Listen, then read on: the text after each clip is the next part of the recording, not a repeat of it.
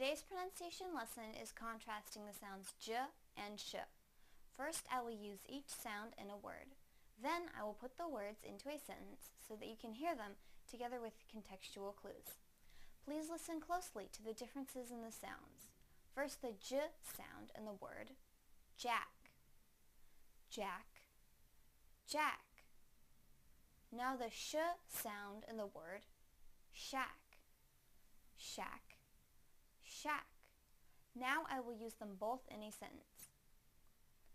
Jack is in the shack. Jack is in the shack. Jack is in the shack. Thank you for watching CartoonEnglish.tv's pronunciation lesson.